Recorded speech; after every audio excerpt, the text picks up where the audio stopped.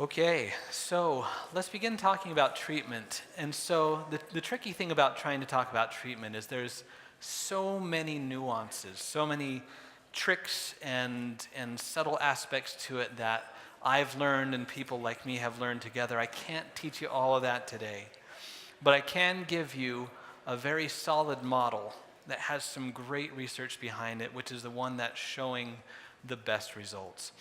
Now, as we begin to think about the idea of treatment, there's a couple of things to kind of wrap our heads around. In some ways, working with a process addiction to digital media can be treated in a way very similar to treating someone who has a chemically based addiction. And in other ways, it's actually a lot more similar to working with an eating disorder. Oh, wait a second, I have this thing. So some of the ways in which it's like an eating disorder is that abstinence from computers and technology is not really a viable goal that we can set for people. I've yet to have anyone volunteer to go Amish, so that's just not some place that we can go. And so in many ways, it's a little bit like if I'm a binge eater, just simply not eating, can't do that. You know, if I am an anorexic, I can't just decide to just not do the food thing anymore, so I don't have that problematic relationship with it. So what we have to do is have to figure out how to change our relationship with it. And any of you who have ever worked with eating disorders recognize that it's a very complex and complicated relationship that people have with food.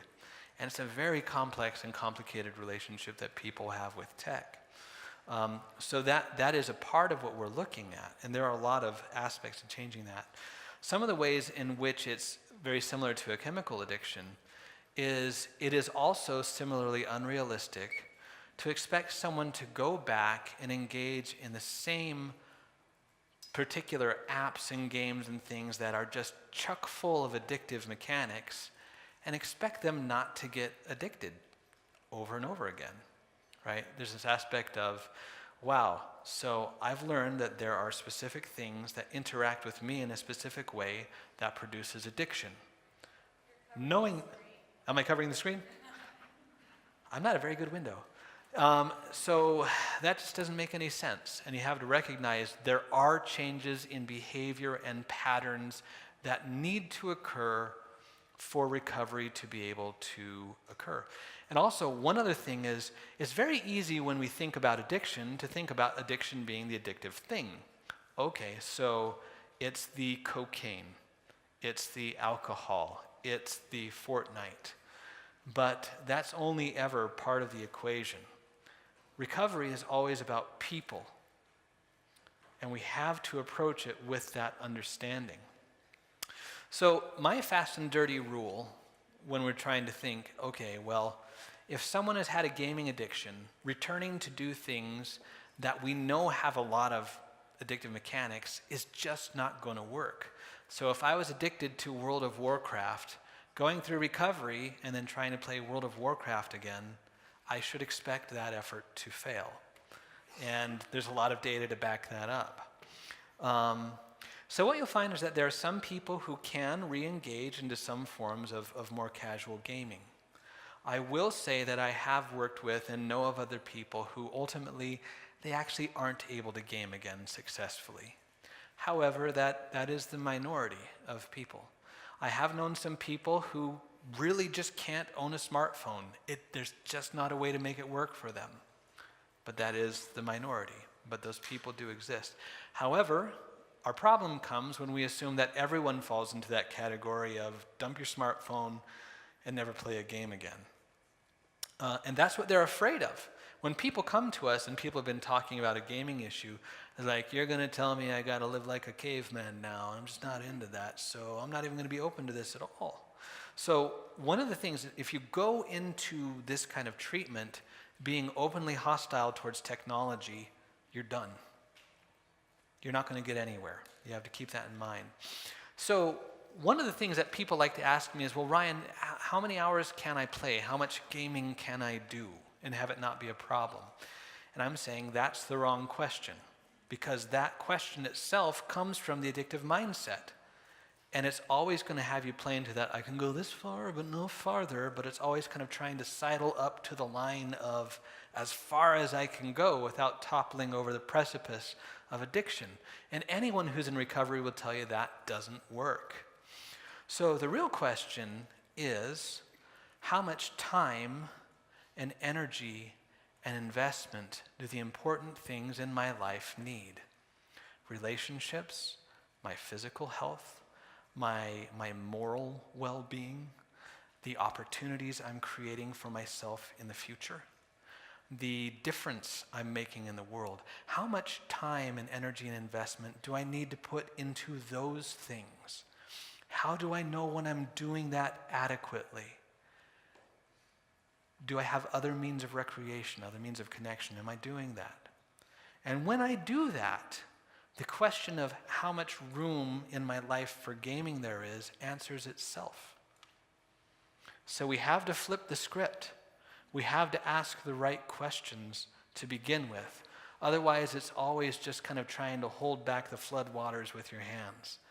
Well-intentioned, hard-working, ineffective.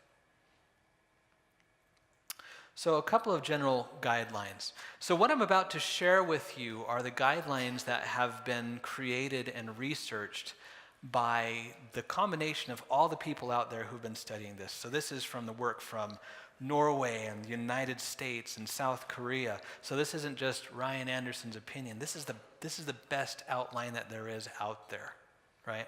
So first, starting with the digital detox and assessment stage. Second, moving into a stage which is all about recognizing, okay, here's what this has done to me. I need to have a plan in place to help me build up those points of vulnerability and those parts of me that have fallen down. There's a whole foundation of self that we need to work on before we even try the idea of figuring out the tech that we were struggling with. And we'll talk a little bit about that. There's some nuances to it, but that is really kind of crucial. There's a Chinese proverb, build the bridge before you cross it.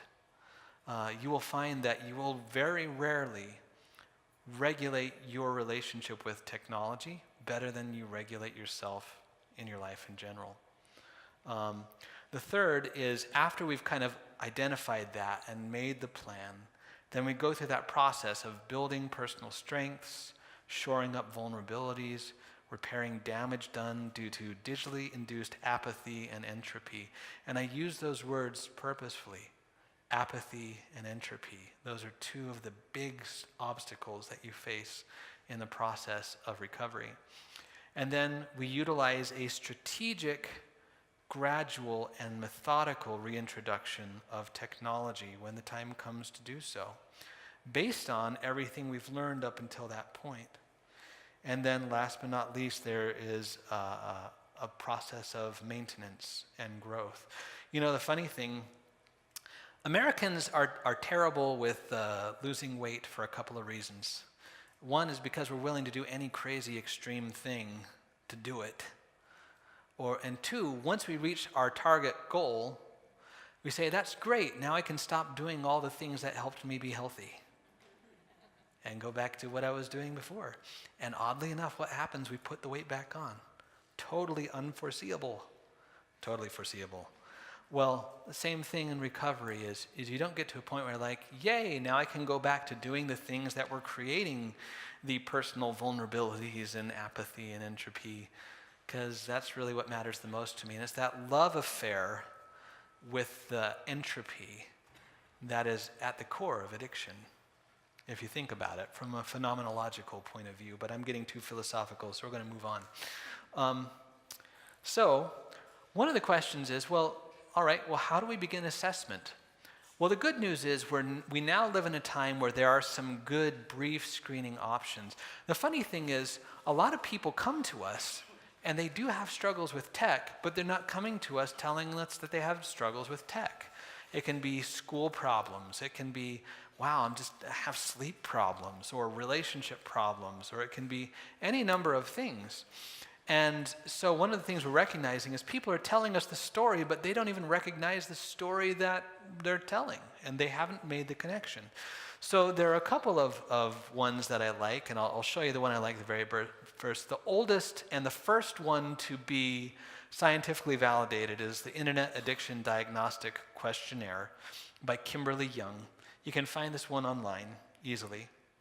And there's the Internet Gaming Disorder Scale, and a couple of others, the Internet Process Addiction Test, Updated Internet Addiction Test by the IAT by Kimberly Young. But my favorite one is one called the Restart Biggs by Cosette Ray and Hilary Cash, by far. You can find this one online, especially if you go to their website, Restart Life. They have it hosted there. It scores itself online. It tells you. And I've found this to be a really, really good screening instrument, both telling you about where they are as far as is this probably a mild, a moderate, a severe. It also explores areas of self-awareness and motivation to change. I really, really like it as a screening instrument, so I definitely would recommend it. And then there's also qualitative assessment that you go through, because a screening instrument is not like, aha, they've reached this point on the screening instrument, that's a solid diagnosis. A screening instrument is just a blip on the radar to let you know you need to look deeper. And the nice thing is a qualitative interview can provide all kinds of information about a person's relationship with technology, and the proper qualitative assessment actually shows you the details of what you need to do in the recovery work, rather than just applying a sort of cookie cutter approach or a shotgun approach. This shows you exactly where you need to spend your time. It's very, very worthwhile. It's going to teach you the needs that they've been trying to meet through the use of their technology. It's going to talk about their level of insight, their degree of motivation to change, how their relationship with electronics fits into the larger context of their lives. Because when you're working with recovery, you're always working with the larger context of their lives, if you're going to be at all effective. So let's talk a little bit more about each one of these steps. I want to share with you guys a couple of concepts that we've learned about digital detox. Now, depending on the severity of the issue, there are some of the practitioners out there who say they can sometimes have success without doing a digital detox first. But especially once you're getting into heavy and severe, they're saying you can try. None of us have ever found a way to really make it work, though. So if you find out, write me a letter, let me know how it worked. So one of the things we're finding is that pretty much from moderate on the way up, there's a real value in the digital detox that goes on. A warning, the digital detox is rough, right? It's really, really rough. And so when you go into this, you'll need to make sure that you've spent time building a relationship of trust and support. And you don't just decide on the first therapy session, you're going to do a digital detox. There's actually prep that needs to go into it. Otherwise, they hit that and it's a crisis. And it's always going to be a crisis for them. You guys even notice, so I asked you guys, okay, let's not check our phones until the break. How many of you found that you might have broken the speed of light and the speed at which you got your phone out to check it, right? There's this aspect of, oh, good, and experience a little bit of relief. And you're like, okay, I'm going through and I'm reducing some of the load and all that feels so good, right? So you experienced a little bit of that today, right? Now imagine that in a full-blown digital detox. It's a rough ride, but here are a couple of tips. There is more to a digital detox than simply going without screens. I know that's a little counterintuitive, right? So when you're going through the digital detox, it's one part literally giving the brain enough time away from screens to begin to rewire the pleasure center and reignite some of the things that have been asleep. But one of the things, if you want to be savvy, is as they're going through the detox and they're experiencing the symptoms, those symptoms need to be explored and you need to help connect with them. What you don't want to do is, now see, I told you we're addicted because you're having this going on. But it's a little bit of like, okay, let's talk about what can be hard with this. Let's talk about sleep. Let's talk about boredom. Let's talk about feeling fidgety. Let's talk about feeling empty. Let's talk about nothing feeling fun. and we begin to say, let's talk about what this is. I'm sure some of this existed before. What we're beginning to look at is how much of this is some of your pre-existing vulnerability. How much of this is a hole that you've dug for yourself by using technology to try to solve that problem for you? And again, there's all kinds of symptoms that you need to help them recognize. Their agitation, anxiety, boredom, apathy, aggression, phantom vibrations from their cell phone, which they don't have, panic, all of those things. And so one of the things we're constantly trying to do is to help them be aware of what they're experiencing and what it means. And this is also a great time for psychoeducation, because what they don't want to do is sit down and listen to a lecture. But as you're exploring their symptoms, you can draw it back into the psychoeducation of understanding what's happening to them. And then you can kind of become sort of this learn as you teach as you learn, go through, pick up what they're experiencing, and then slowly sort of expand from there. Because again, human beings in general are most aware of what they're experiencing right now, but if you have spent a lot of time wiring yourself digitally, again, remember immediate experience versus long-term consequences. Which one is your brain used to using? It's the immediate. So that's what we need to use to help them. And again, a lot of this goes back to that idea of motivational interviewing, right? The more we can develop the discrepancy between what they think they're doing, what they're actually doing, what they want and what they're getting, the more they become motivated to actually make some changes. And so that is one of the purposes of the detox period. And like I said before, you can't be preachy. You can't come across as anti-technology. All that will do is lose their alliance with you. And so you want to approach this with humility, with curiosity, with a sense of humor. When you're clearly seeing something and they're in denial, you don't just go like, denial. You're like, it's possible that it could be. How would we know the difference? I always like to go into that question of, okay, well, how would we know if this could be X or if this could be Y? How could we tell the difference? How can we look at that together? And so it's a humility and an exploration instead of a, I'm going to tell you what's up, kid, approach to things. So a couple of principles, right? Addiction itself is a whole person experience. And so as we get into this, one of the things that's tough about going through the detox is all those vulnerabilities, all of those needs, they suddenly kind of thaw out. And it hurts. And it's miserable. So one of the things that they're going to need from us early in the process is, how do I just get through feeling what I'm feeling? And of course, you can see all kinds of opportunities for things like DBT, CBT, just kind of basic working with existential agony of being a human being, right? How do you put up with that? And so to just let them suffer and say, well, this ought to teach you not to get addicted, that's not very helpful. Helping them through that, easing without erasing, showing them there's a way that actually helps them with those feelings and going through it with them. That's what we want to be doing. One of the big things that I talk with students about as a part of this process is there are two parts that are easy for them to understand. There are things that their addiction was giving them, right, like social connection. There are things that it was taking from them. There was a cost, both direct cost and opportunity cost. But the hardest part to really understand is, how has this shaped you? You've been doing something which has been a powerful brain-shaping machine probably since the time you were little. How has it shaped your attitudes, your goals, your way of thinking about things, your way of approaching things? How can we help you begin to reshape where those things aren't working out for you? And that's something that people typically don't have insight into. And that's something, so for example, I have a student I'm working with, and he came to me. He has some significant impulse control issues, and he's trying to talk to me why he thinks engaging in bondage type activities is a good idea for him. He's like, I can stop when they're hurting. I'm like, you can't stop anything. What are you talking about?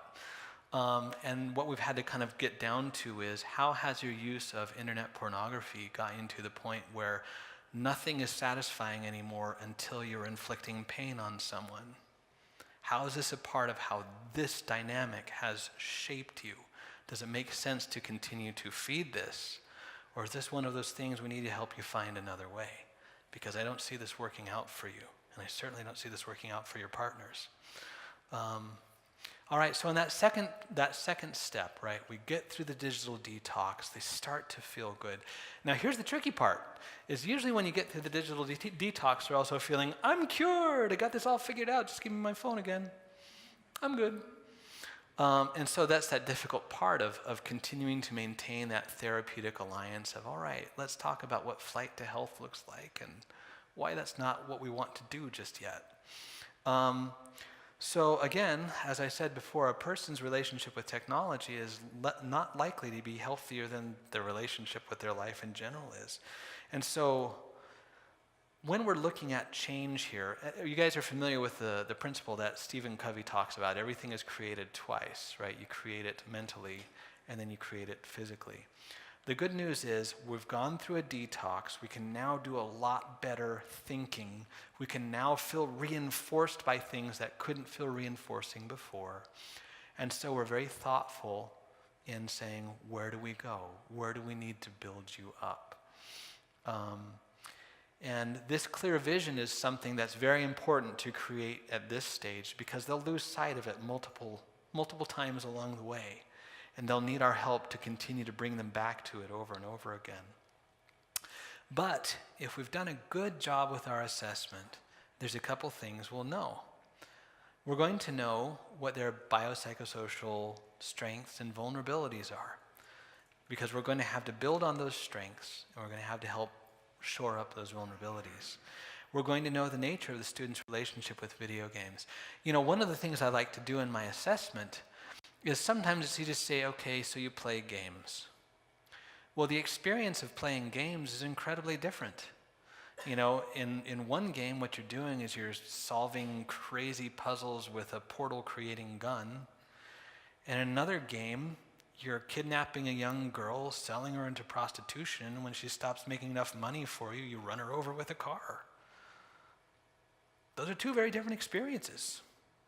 So being very aware of what is the nature of your relationship? What are you experiencing? How have these things been for you?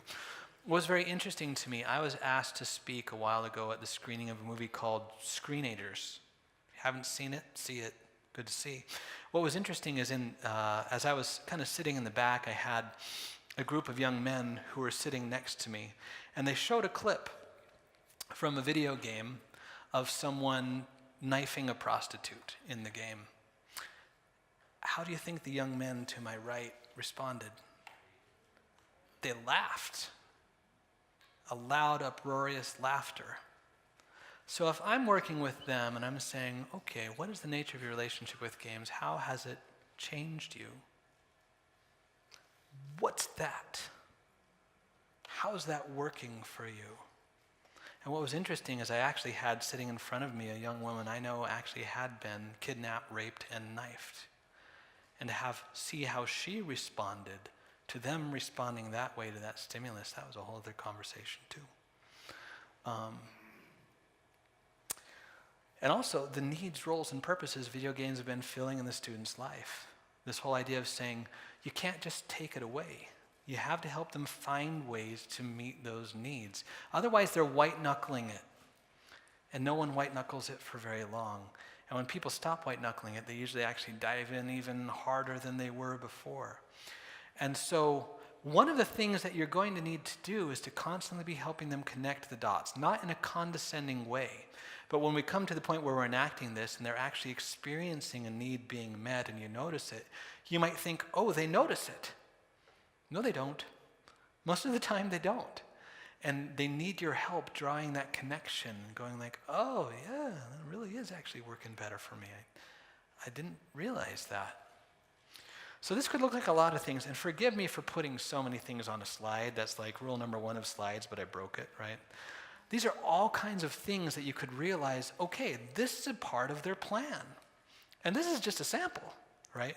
Now, what you don't want to do is to hand them a plan with, here are the 40 things you need to change to recover, because they're like, I'm out, because remember that whole long-term, like big wait for stuff, that's too much. So one of the things that we've learned at Telos is even if you could take a look and say, wow, there are 40 things, what you want to do is drill down to what are the big tickets? What are the game changers? What would be the top 3 to 5 that you focus on? Now, over time, some people will get there and say, I'm good, I'm going. Some will want to continue to put more on the list. But remember, these are people, one of the things that's been affected is their stress sensitivity. So if you've come out with this awesome assessment and you show the 100 things they have to work on and you put it in front of them, you might as well just shove them out the door. So you take a look at this and say, all right, so of all these things, we need to help them experience real-world achievements. We need to help them with healthy stress relief, emotional regulation, mental stimulation, and regulating their sleep. That's what we're going to work on. And that's going to be our major focus as we kind of work our way through. Now, the good news is there usually tends to be sort of a synergistic aspect. As you make headway in one of these, it tends to have some spillover effect in others. And so a lot of times, especially as you kind of create a critical mass of those game changers, you'll notice that there's a natural driving force to work on some of these other things. So moving forward here, however, I just said all that. Got ahead of myself. Okay. So let's take some time talking about this concept. So neurological rewiring. It takes time to shape your brain. It takes repetition to change your brain as well. In this process, literally what we are trying to do is to change neurological pathways. We're trying to interrupt A leading to B as many times as possible so that the brain begins doing some trimming on that. We're also wanting to make as many connections as possible of A leading to C or D or E, other alternatives. And there's another old saying, you can't plow a field by turning it over in your mind. You can't shape your brain simply by saying, I'm just going to do this differently instead. You're going to have to do it repetitively. So in our plans, it's not just go out and try. We want to make concrete plans which are, this is what we're trying to do. We're going to try to have this many repetitions. When we run into temptations and when we're triggered, here's what we're going to be trying to do. And we're just trying to give ourselves as much exposure with those things as possible. And keep in mind, this is a process that you can expect to take months for initial results. And for long term, you're looking at 2 to 3 years of completing that for things really to get there. Now, that doesn't mean they have to be in therapy for 2 to 3 years, but they really need to keep those things up. I pretty much said most of that. So one thing to keep in mind is that inherent in this is an understanding that there will be slip-ups and lapses and relapses and sometimes full-blown collapses in the process because this neurological wiring is so strong. I don't know about you, but I've never seen shame rewire a brain in a way that is useful or beneficial. The way that we approach that, the arm around the shoulder, the understanding, what we don't want to do is minimize it and say, hey, it's okay, bro, it's just part of the process. Go ahead and relapse again tomorrow, it's all good. You know, that's not helpful either. But there's this aspect of saying, okay, let's take a look at this. There was something that caught you by surprise, there was something that broke down in the process, and there's a constant refining. But it's helpful to constantly remind them we're rewiring the brain and this is how it happens and we're going for repetitions here. So a lot of what we're trying to do, so for example, you remember that picture I showed of the beefy upper body and the skinny legs, right? When we think about, well, what do we need to work on? Well, we need to work on the lower body, right? When we talk about communication, connection, impulse control, those kinds of things, what we want to do is have as many repetitions with those as possible. So for example, you think about exposure response prevention therapy. We use that a lot for anxiety, right? That's also quite useful for impulse control. You're going through the day and saying, it doesn't even matter what impulses you're practicing it on. It matters that you're practicing it on impulses and doing that as much as possible. So looking at your life, start with something easy, something that's not really that hard to delay. Start by delaying that. And then start adding things that are harder. So you kind of think about exposure therapy. And that's a way that you can approach that sort of building. So when we think about things that could potentially be those big ticket items, we're looking at underdevelopment in communication skills, deep thinking and reasoning, long-term problem-solving skills, attachment, empathy, impulse control. So for me, I usually want to make sure that I have at least one of those. And again, I want to make sure I'm customizing that to whatever they were doing. But especially the deeper thinking and reasoning and the impulse control and the attachment. Actually, the attachment above all. Because if people feel like their attachment is not working out for them in the real world, especially if they're recovering from addiction, we can expect they will retreat back into it. So if you had to prioritize one above all the others, my experience would say attachment is the biggest bang for your buck. And there's a lot of different things that we can do to build up strategies. And there are some things, again, I don't have time to go into all the little tips and tricks. So for example, with stimulation, the interesting thing is actually reading physical books rather than listening to an audiobook or reading it on a Kindle. Actually reading the physical book is a different experience and is better at rewiring the brain. So if you're saying the choice between a Kindle version of a book, which is funny because my book is available on Kindle. Okay, I had to, part of the contract. But there's that idea, it's just that small thing of saying there's a physicality, a three-dimensionality. There's also like, as you have the book, you are breathing in the particles. You are smelling things. It's a full sensory experience that a Kindle book doesn't have. And it helps with the rewiring. Small thing, but it makes a big difference. So what we're really trying to do here is we also are aware of those sequences. So for example, when you think about recovery, it's Friday, I come home, what I'm used to doing is coming in, dropping my backpack on the door, grabbing my Doritos, going upstairs, and logging on and playing. It's this really, really well-practiced sequence. This is where sometimes relapses come from, is they get themselves into their sequence and they're on autopilot and boom, they end up right where they are. So being able to bring those sequences into consciousness and then work on breaking those sequences. So it helps to begin to identify what are the triggers that start the sequence. What are the associations that have been a part of it? And again, that's tough when it's your phone. The association is every freaking thing in my life. And so there's so many things that can trigger you. What has been reinforcing it? What are those overlearned sequences? And so in some ways, something I do sometimes with clients who are willing to do it is I kind of do fire drills of saying, all right, I'm not even waiting for you to be triggered. I want you to go in when you come home and actively do your, here's what I do when I'm triggered plan. I want you to go in and associate and not just wait for it, just to kind of help that become something that you do instead. All right. Family dynamics. Here's where things get tricky. And I want to be careful, because sometimes a discussion of family dynamics easily becomes either identified patient shifting from, say, the child to the parents.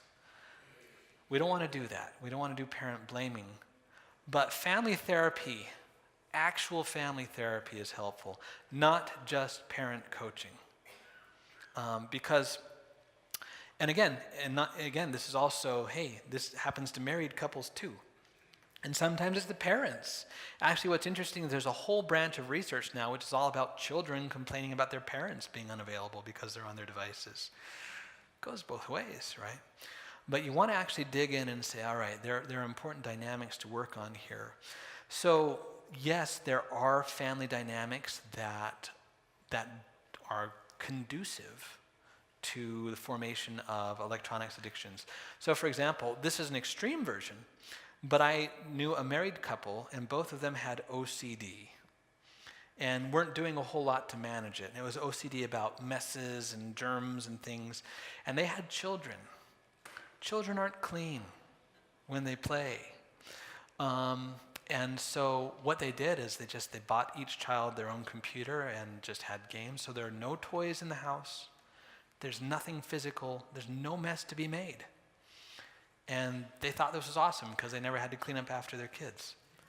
There were some family dynamic issues we had to deal with, including how do you guys manage your OCD and learn to be okay with the messiness that is growing up, right? But it can also be the permissiveness, the mom and dad not on the same page. I'm stressed out as a parent, I'm not managing it well. There's all kinds of family dynamics that can play into it. But a couple to look for in particular is breakdowns in the parental subsystem, maladaptive family structures and roles, so the kid has too much power. You have a parent making an alliance, a triangulation alliance with one of the children, etc. Boundary issues, poorly defined values and guidelines. The interesting thing is you sit down and you ask families, so when you decided to get the phone, what was the idea? What was the discussion? And the answer is often, there wasn't one. Or there was one, but they broke it really quickly, and then it was just all kind of went to pieces. It's like, okay, so this is one of those things where perhaps we've been hoping that something would just kind of form, and it didn't, and we need to work on that. Ineffective decision making. Sometimes it's, I just don't have information to work off of. Or one of the big problems that you find with parents is, well, I do that and I turned out just fine. Whenever you say that, you're saying, I'm being stupid right now. That's what that translates into. It's like, because the difficult thing is that as you start to work, for example, with a child on their stuff, and when it begins to overlap with what one of the parents are doing, I promise you that's going to be a tough day in therapy. You're going to be like, whoa, what happened to our therapeutic alliance? It's like, oh, wait a second, I killed the sacred cow. That's always awkward. So there's that aspect of recognizing it. And so that's one of the things that I just kind of front load families on, saying, very likely we're going to learn that everyone in the family has something they can do to improve the health of their relationship with tech. Even the sort of puritanistic dad who's over there saying, are you kidding? I'm perfect. Yeah, we'll get there, Dad. So counterproductive attempts at problem solving. So for example, if it's the, please don't do that, no, okay, fine, do it. Or I'm going to come in and be authoritative and punishing, and I'm just going to be like the long arm of the law. Those also aren't going to work. Enmeshment, as you can imagine, is huge. Well, my child, he's so uncomfortable. He's bored, and I just can't handle him being unhappy. Yeah, you're going to have to. We're going to have to figure out how you can do that, because that's actually an important part of being a parent, is enjoying your children's misery from time to time. So, collusion, under the table deals, things like that. Enabling happens a lot, right? And this is the difficult thing, is enabling is sometimes something we say, and it's always like, oh, you're a bad parent, you're enabling. Sometimes enabling is something that survived, that developed as a survival mechanism.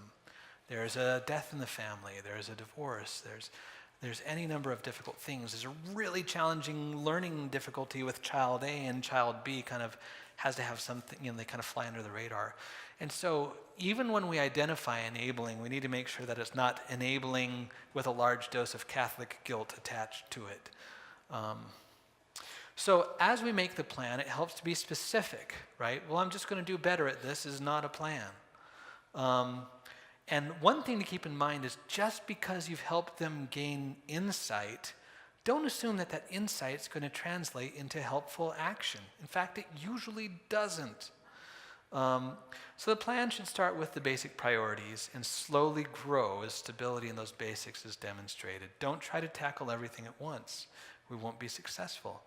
It should take into account the individual's motivation, insight, and abilities. And using a scaffolding approach is super helpful. Saying, all right, so you don't just throw someone into the water and say, swim. Like, okay, what's the difference between them being able to swim right now? What do we need to do to help them not just immediately drown? So One of the big questions this is probably the most constant question I get is, well, when do we start reintroducing technology? All right, well, there's a couple of guidelines. So one, the tech detox itself, that portion, needs to be at least 6 to 12 weeks. It takes that amount of time just to allow for the rewiring to begin. And so certainly what you don't want to do is tech detox and then immediately reintroduce the tech. This is just the tech detox. So that's just kind of the beginning of this journey. But even more important, though, than time is traction. Because one of the tricky things about the tech detox is that they can be off tech, but totally still reinforcing the addiction up here. For example, if I have an addiction to internet pornography, I actually don't need to get on the internet to access it. All I have to do is remember and play it out. I can totally play a game in my head. You ask your kid, can play a game of Minecraft right now in your head? They're like, yeah, sure, I'm there. I'm doing it. So the tricky thing that we're looking for is that this could potentially be a longer process because we're still dealing with those particular issues. So we're asking, well, first of all, have we made a plan? Is it the right plan? Is there buy-in? And before we even kind of get there, we're asking, are we making progress in that? And let me give you some guidelines that I've found. So this is sometimes the trickiest part, is what is the goal? What are we shooting for? Are we looking at abstinence? I would propose that we're not. Are we looking at damage reduction? Controlled. So this aspect of saying, okay, right now they're playing way too much and it's super damaging. Maybe all we can do is get them to where it's only kind of damaging, but they're still sort of functioning. Where do we start? One of the things I've learned is that you want to set a good, realistic goal and be patient that in the beginning, the first goal we might reach is simply damage reduction. And then you continue to sort of persist. So this is very important for us not to get lost in binary thinking about the way we're going with it. But when we talk about that strategic reintroduction of technology, what you want to do is start off with technology that has a very specific role. It's for school, it's for work, it's for other adaptive functioning. Now, a couple of caveats for that, right? So for example, there's a lot of research that shows that if you're in school and you're taking notes, there is better memory retention and better learning from taking notes physically on a piece of paper than typing notes on a laptop. So if the goal is to learn, the clear winner is take notes with a paper and pen. Right? So when we start, okay, so let's have you start with technology just by your laptop to take notes. That's not where you start, right? It might be you have a laptop and we're using this to write papers, or it might be, okay, so we're going to start having your phone and you're going to use it specifically for being able to answer calls and texts and things. And maybe you have a tracker that you're using on there for the things you're trying to get repetitions on and things like that. But you start off with something that's mild and that has a specific utility to it. And then you proceed with caution, one piece at a time. See, the tricky thing about a smartphone is that it's not one device. It's literally 47 devices in one. And then as you have more and more apps, it actually becomes more and more and more and more. And so a lot of what you're trying to do, if the smartphone has been the issue, you want to start off with it acting like a phone. And then slowly build things one at a time and say, okay, what else would be useful? So you start off with useful and build one at a time as they show the ability that works for them. One of the things is that for almost everyone, there are at least some apps, programs, websites, games that they're going to find that they can't manage without it getting out of control. I don't have time to talk about it, but I actually put together, at least what's useful for me, what I found to be sort of an equation that helps me figure out which ones are they likely to be able to bring in control versus which ones are not. We don't have time for that today. But almost everyone, I forecast this to say, you're going to find that there are at least a couple of these that you're going to have to stop using.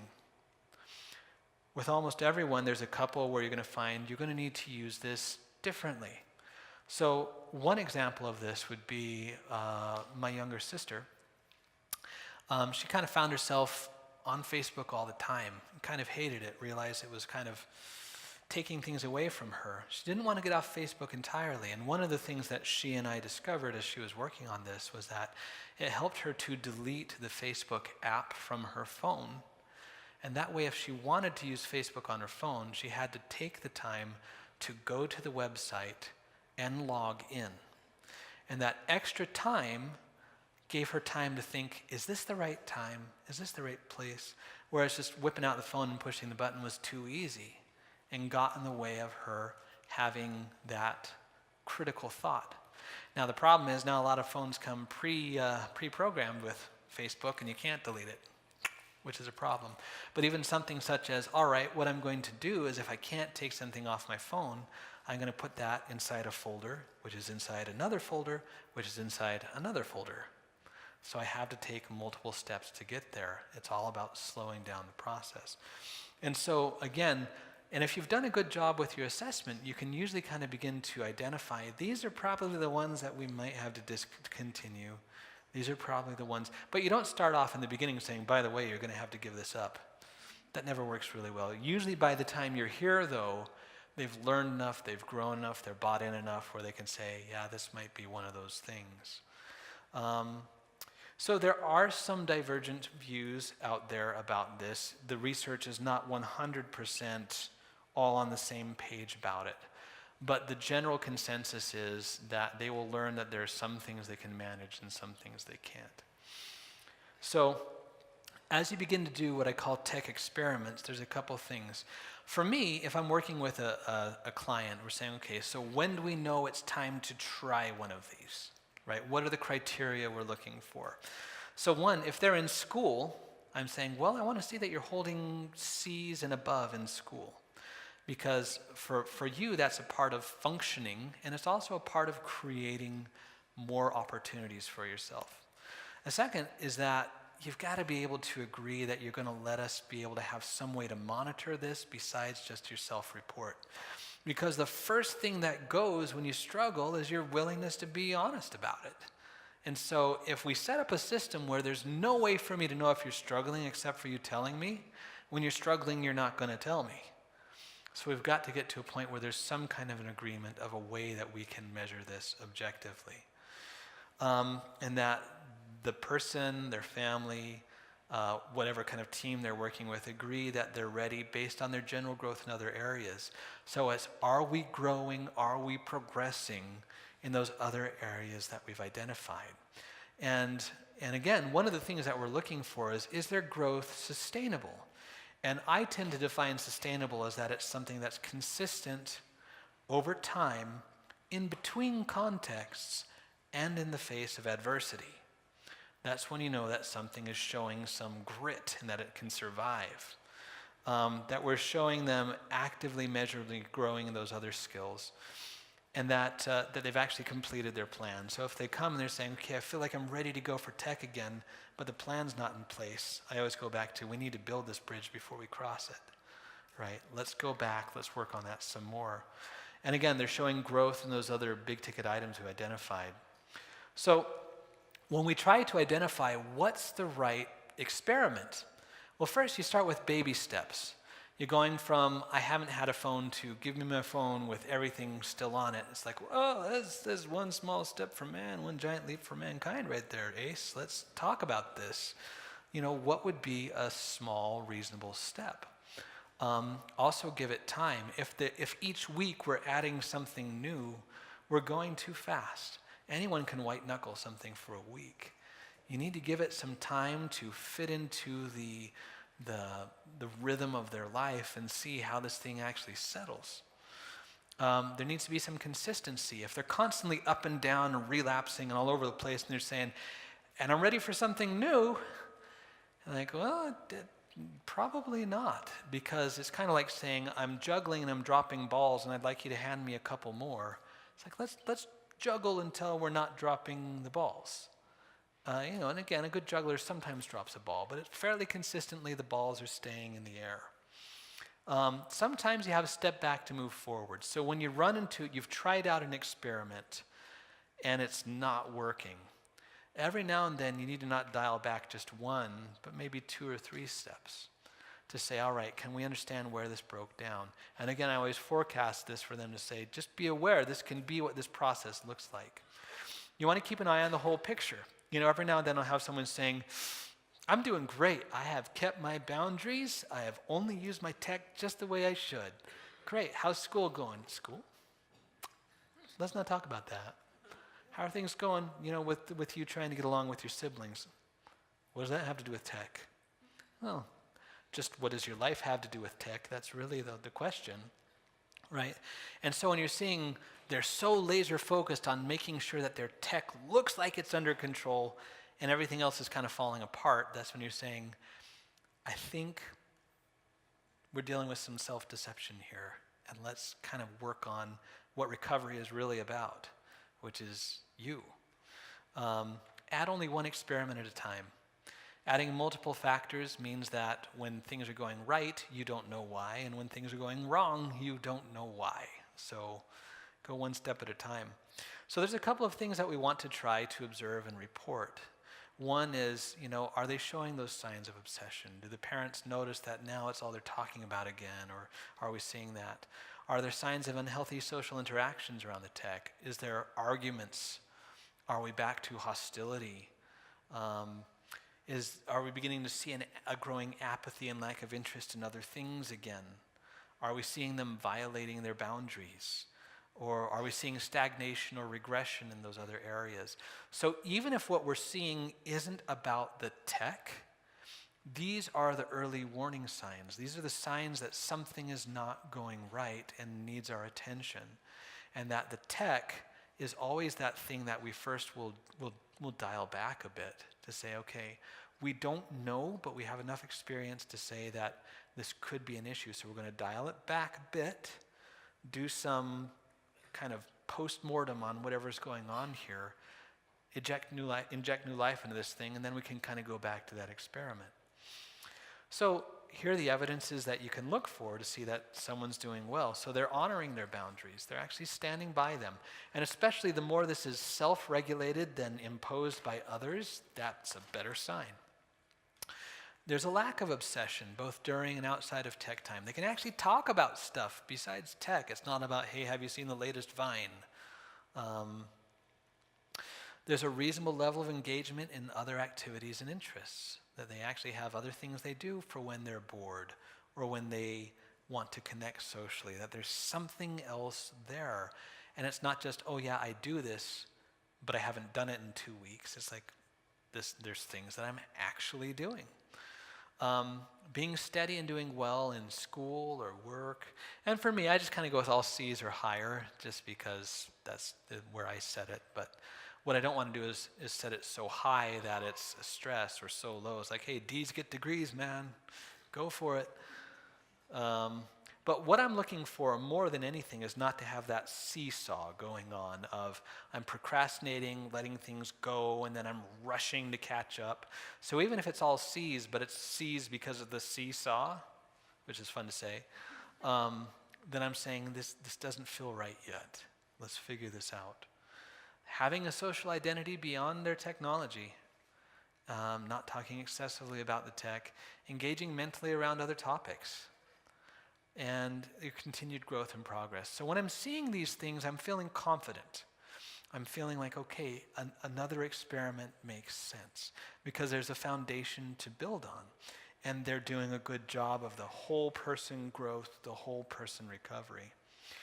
And then it's just a process of calibration.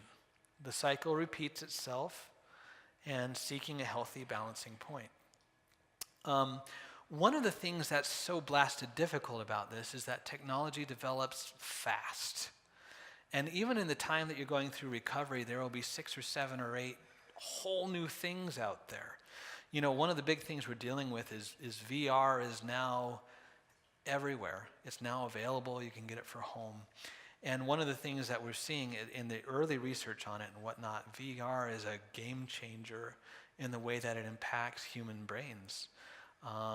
It's super compelling, but it's also super concerning in some ways as well.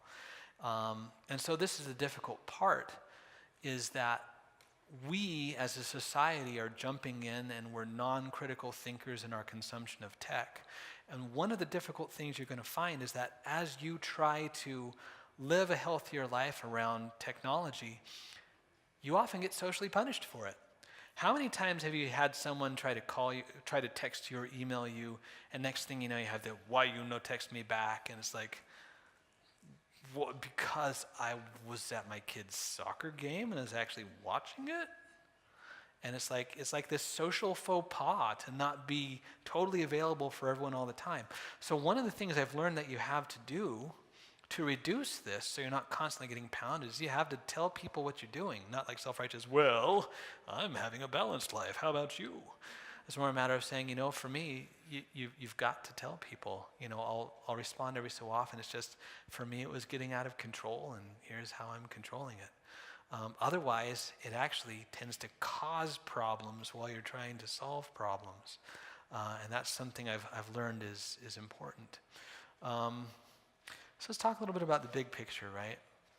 So the major focus is about balanced, sustainable, healthy life where tech is a part of it, or that they actually have a balanced and stable and healthy life that they're working with.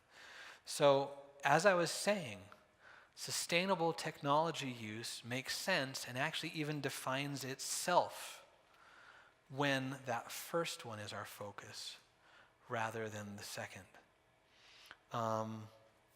And one of the things to keep in mind is that when we're thinking about long-term support, this idea of helping them to chart continued growth, supporting them along, helping them continue to move, stagnation of any kind is always a good warning sign that someone's at risk for a relapse. Okay, guys, so let's open up some time. We've thrown a lot of data at you. So I just want to open some time for Q&A. We'll solve all the world's problems just talking together in the next 20 minutes. Yes, go ahead. Sorry, I can't quite hear you. Yes, tremendously good for the brain. So there is a whole realm of research on the importance of being bored. And there are a couple of things about that. One of the things around anxiety, right? So if you have anxiety, the threshold at which you tell yourself you can't manage that is actually really important. So if you have a little bit of anxiety and you immediately have to flee from it, you go through a process that I lovingly call wimpification, where your body says, I can handle less and less and less and less, and smaller amounts become a crisis. So boredom is something that creates anxiety, it creates all kinds of things, and being able to sit with it for a while actually helps reduce your risk of anxiety and the experience you have of anxiety in it. The other thing that boredom does is it actually begins to open up the ability to critically think. One of the things we find is that we are just pounded with stimulus, with ideas and information and noise. And some of it really is just noise.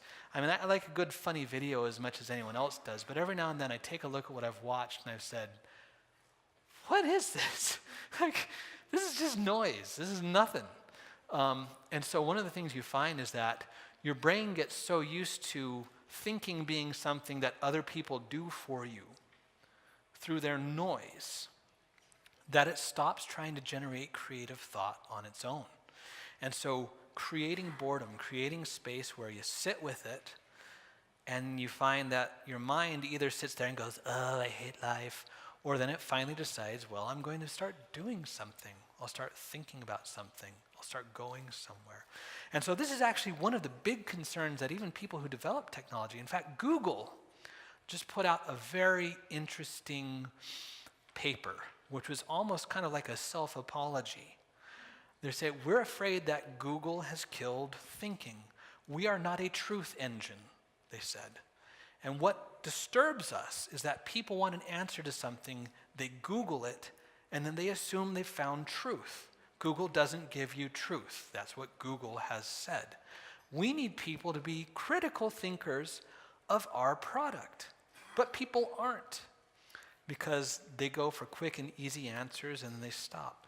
And so boredom is about engaging space, developing anxiety control, developing impulse control, and giving your brain enough room to have the parts of you which do critical thinking actually wake up. So for example, the world's leading treatment center for internet addiction, which is called Restart, they have time every day where they literally schedule in boredom. You're going to sit and be bored. And we're going to help you learn to live with that, not have that be a trigger to go to technology, and also see the benefits that come from it. So if you go to Google Scholar and just type boredom, you'll find a lot of great stuff out there too. Yes? So you said you're in the gaming industry as well as with... I was. Yeah, I was. Once upon a time I made games. I don't anymore. Sorry. Okay. So do you see any regulation of this addictive mechanics that you said are becoming more and more popular? And it's actually really quite, so the question is, do we see any kind of regulation happening within the gaming industry? I'm still very attached to it. And you are beginning to see within the gaming industry itself kind of this movement towards ethical programming. And you've seen, it kind of started, I remember, kind of a blip on the radar. You guys remember Flappy Bird? Mm-hmm. Right?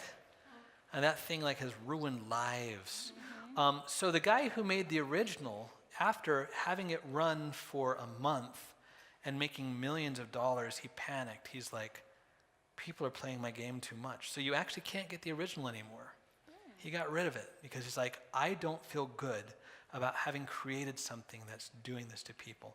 Or another voice you hear actually coming out of PC Gamer, there's a man by the name of Danny O'Dwyer. He actually wrote a very interesting piece. It was called Destiny, the Hardcore Gamer's Slot Machine. And it was kind of this indictment against this kind of game making. So ethical design is beginning to get some traction, at least as far as people talking about it. As far as people doing it, the economics are all pointed the other direction. But you are seeing some people who are saying, we actually don't feel good about this, and we think we need to do this differently. So there is some movement going on. can I ask one more question? Of course. You work with clients, students you call them. What age range are you? Because I work with very young, we're talking like 8 and younger, Right. who are addicted with their parents and they play together, or that's their main source of... So for me personally, over the last several years of my life, it's been teens and young adults that I'm working with. But one of my favorite people to turn to as a resource for working with younger children is a woman by the name of Chris Rowan. She operates out of Canada, and I'm trying to remember the name of her website. It's if you Google Chris Rowan, C-R-I-S, Rowan, video game addiction, her website is awesome as far as the information she gives and resources she gives, and it's all very much focused on younger children. So that's someone I'd recommend to look at. Thank you. Absolutely. Other questions? Oh, back there. Sarah, don't make me run. I can be really loud. Oh yeah, you can. Good job. Okay, I don't need a mic. I was just wondering along the same lines of the ethical gaming, I guess. It kind of brought me back to this book called Eat This, Not That. Yeah. Which was kind of replacing things that were good, that we like, with maybe a more healthy version of that. Mm-hmm. Is that kind of happening towards gaming, or is that kind of a bad way of approaching it? So there's a nuance in the answer, and I'll try to give it. So for someone who has gone through the work of kind of getting off of their addiction and is trying to re-engage, I think there's tremendous value in it. And so something along those lines is actually something I have worked on. So there's this idea, and I actually talk about it in the book I wrote, where we say, okay, so if you're able to say, I want to be able to play some games, how can I identify games that are going to be rich in these addictive mechanics and if that's the case, not that, how can I look at ones that are going to be lower in it? For me also, there's a very important piece is there are certain pieces of individual vulnerability where it's not like this game has an addictive factor of 10 for everyone. It's, okay, all these are super addictive, but for me, with the way I'm put together, there are a couple that have heavier hitting elements than others. So for example, for me, one thing I know I couldn't do is those online persistent universes. I know myself well enough that if I tried that, I'm done. And so there's this aspect of, yes, you can look at this is a better bet than that, but also take into account what you know about yourself and take a look at the individual relationship. But absolutely, for me, that's a part of the way I approach it. Mm-hmm. Good question. Other questions? Right here. So we've talked about kind of what makes an addiction and how to treat the addiction. What about prevention? Lots of parents are, there's a lot of the apps out there of how to control their kids' electronic devices, and so do you have anything to say on what research has found on prevention? Boy, there is a lot of research on prevention. And what's been very interesting for me to see, for example, the American Academy of Pediatrics put out some guidelines, and they actually rescinded those guidelines. The reason they rescinded them is not because they're not based on good science, it's because they couldn't get parents to buy into them. They said, no one's going to do this. Although it's very interesting, if you were to take a look at Steve Jobs' kids and Bill Gates' kids and the rise of the Waldorf schools in Silicon Valley, you find that a lot of people who are tech giants have a very low-tech approach to the way they raise their own children. And so when we talk about general guidelines, according to the research from the American Academy of Pediatrics, they say no screen time before the age of 2. And it doesn't matter what it's marketed for, whether this is supposed to be good for kids' brains or whatnot. What they're forgetting is especially little kids, as much as they are aligned to things visually and auditorily, the pheromones and the exchange of neurochemistry for little kids is vital, especially eye contact and physical engagement while playing. In fact, the whole reason that Toys R Us and major toy stores are out is because people don't play with physical toys enough to sustain brick and mortar stores. And from a developmental point of view, that's highly alarming because of the importance of kinesthetic play and manipulation as a child. So what they would say is that for those first 2 years of life, lots of hands-on physical kinesthetic movement and play, visual stimulation through books and things like that. And then actually, just a moment, from there, actually one of the things I like is Chris Rowan, who I mentioned on our website, she has kind of this cool calculator for how to adjust time and things like that. But it's usually very conservative. What I have found, when I did a meta-analysis of all the research, what you found is that the range in which you get benefit and avoid detriment falls between 1 to 3 hours of recreational screen time per day, and that's all recreational screen time combined on your phone, video games, TV, Netflix, etc. Above that, and again, that's not saying everyone can push 3. In fact, the most commonly balanced place that you find is at 2 hours per day. Again, when you say the average American teen is using it for 16 and the healthy zone is 2, we've got a long way to go. And so a lot of that has to do with how you're doing with your self-management. And the funny thing is the reason that you kind of get to that 3-hour-a-day limit is because the amount of kind of good self-care and engagement and the involvement is when you're doing all that, you really don't have more than 3 hours a day.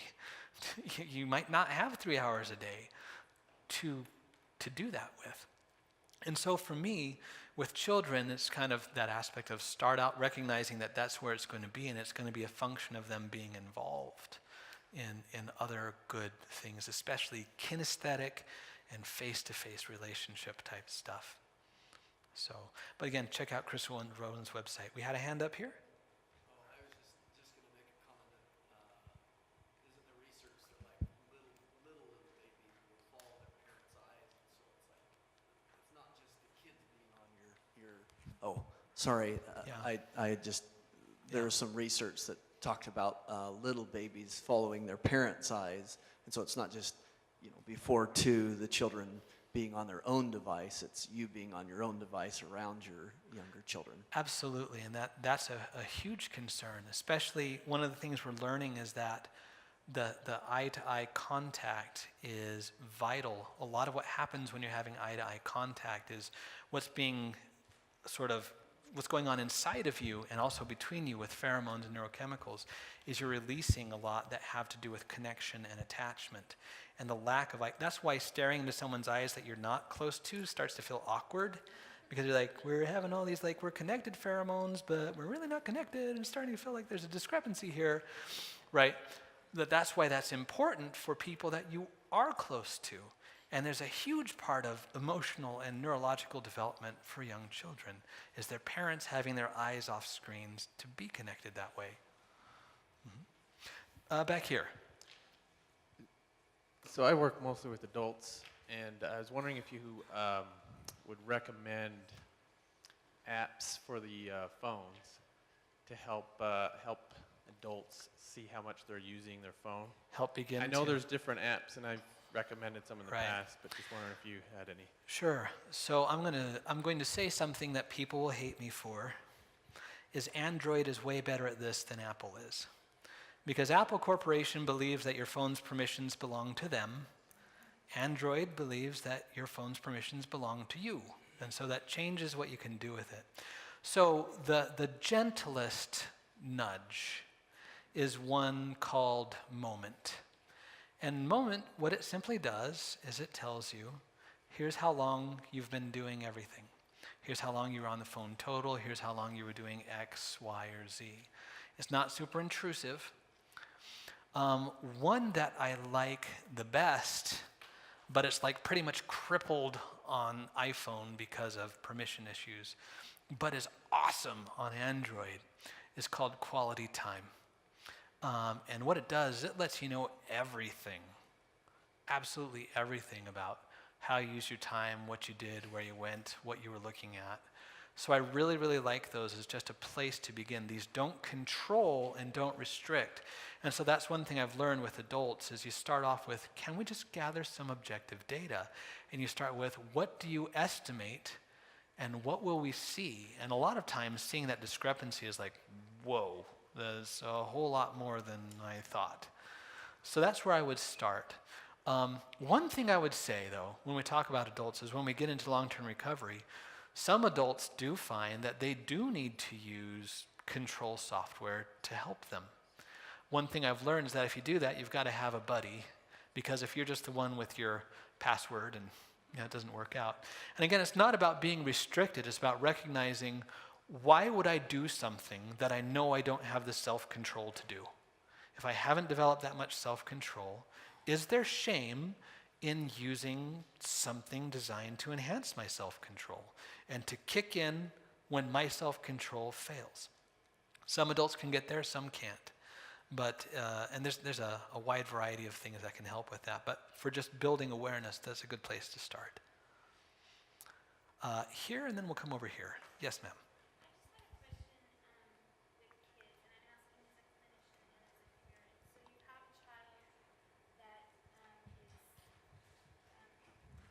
You have a child who's obviously addicted to gaming, Yeah. and then you have the children in the neighborhood that are sports, right? So Yep. these children kind of become in these groups. So you then transition a child from the gaming addiction into more a healthier lifestyle.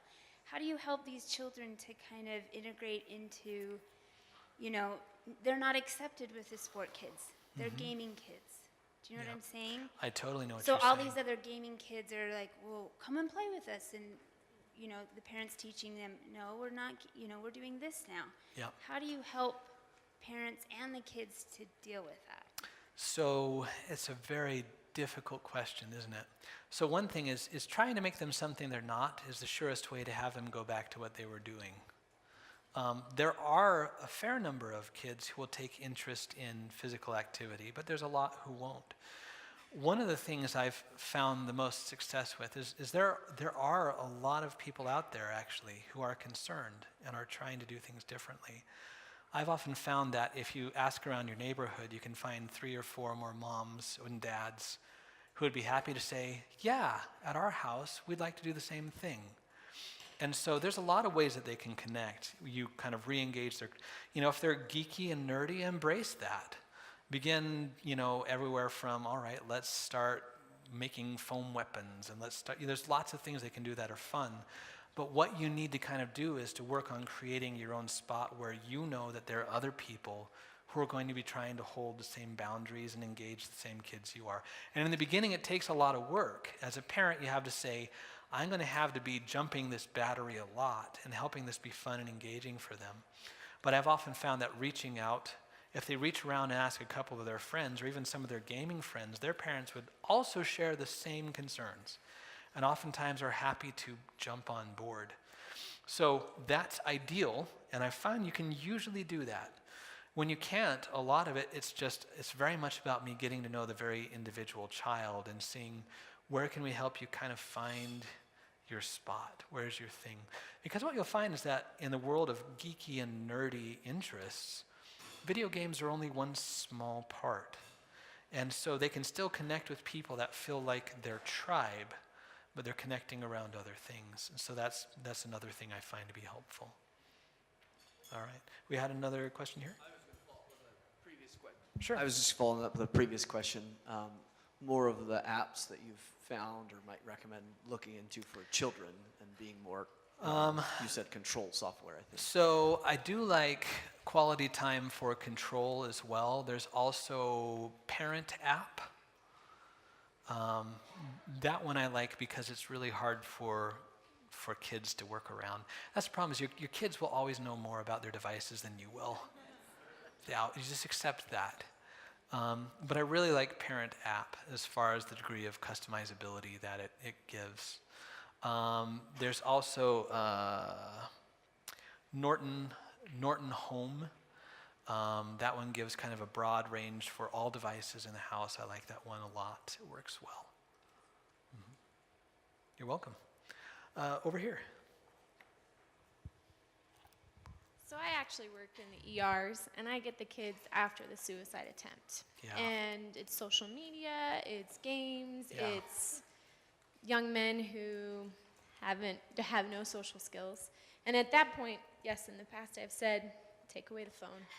It's the problem. And I talk to the kids about it and be like, this sounds like it's causing a lot of anxiety and depression. I've got 45 minutes with this family. Yeah. So what would you say would be a good suggestion to those parents? Because I don't see them afterwards. I can't refer them to myself, but Right. and I can refer them to you.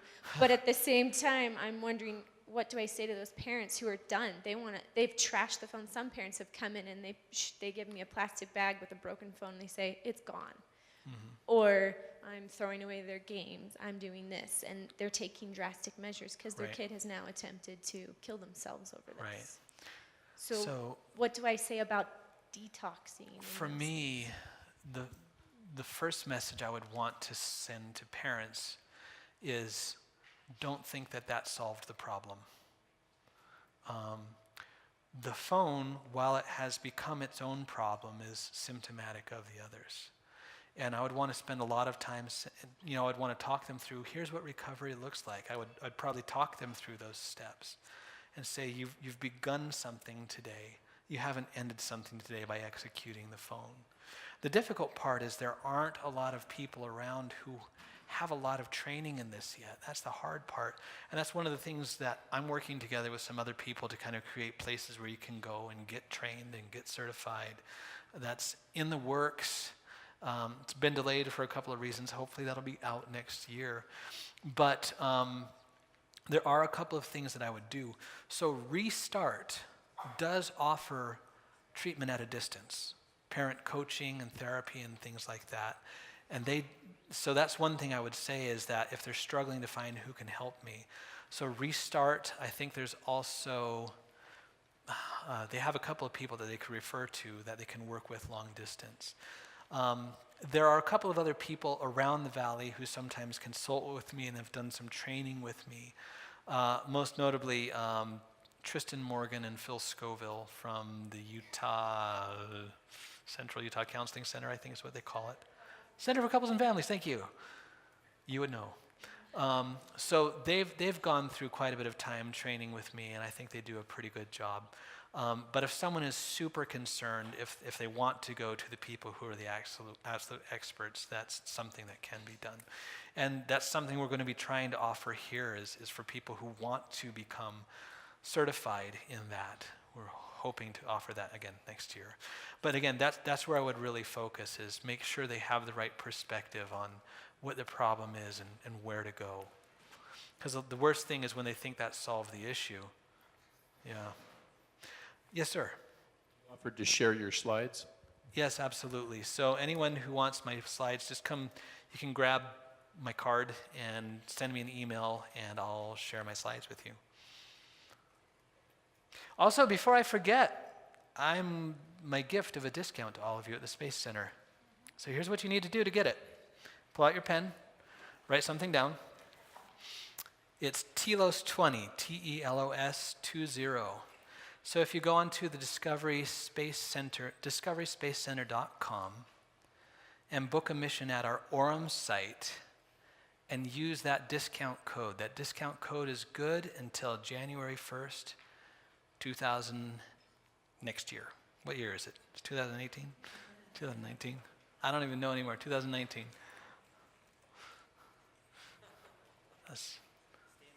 Stay in the moment. I'm in the moment. I'm out of time. That's what I'm telling myself. 15. Yeah. We can do 8 years old if we know they're coming ahead of time. If we don't know ahead of time, it's a panic. All right, any other questions? So just a couple, and then I'll give a couple resources. Go ahead. If you're sure there's time. Yeah, for sure. I guess I'm thinking a lot about, I know that by and large the preferred gaming modality, especially among middle-aged women, is on like social media games, Yeah. Sugar Candy Crush, and for men it's more the multi-role player games. Mm-hmm. But I'm also thinking through like what this means as far as complications later on. Like, so how do you then approach boys if you're realizing there's a lot more misogyny and violence and pornography that's introduced through the types of games that they're dealing with, whereas with women it's kind of a different issue, maybe more just it's lots of intermittent reinforcement and numbing behaviors and escaping. Like, how have you approached those different worlds? Because they seem... Well, and a part of that kind of goes into that assessment piece where we're taking a look at how has this shaped you. And so you're right, what that means is it's two very, very different things. Around pornography, I could spend another 3 hours talking about how to deal with misogyny created by internet pornography.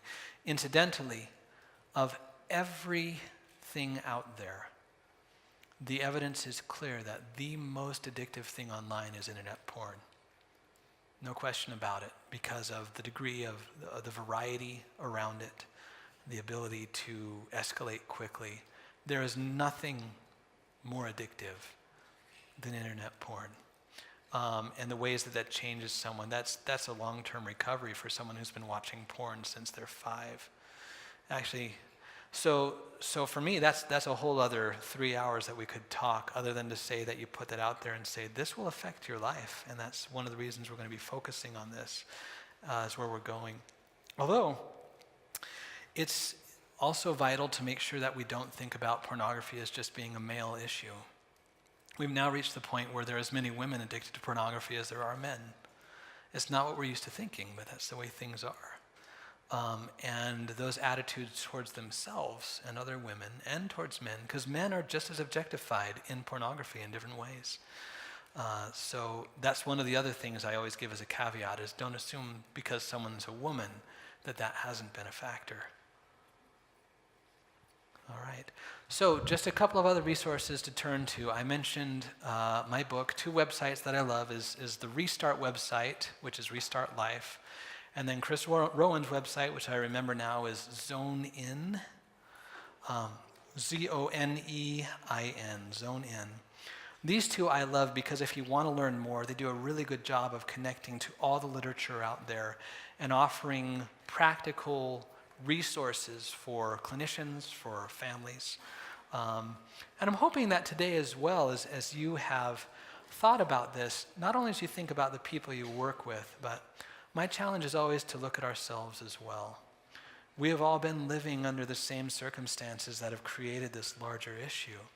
And it's very hard for me to imagine a person who couldn't benefit from at least asking some questions about what they're doing with their own relationship with technology and how their life could be different if they made some changes. So I'm hoping as you leave today, especially having gone with the challenge of not checking your phones, that it's at least opened up the ability to question yourself as well, continually.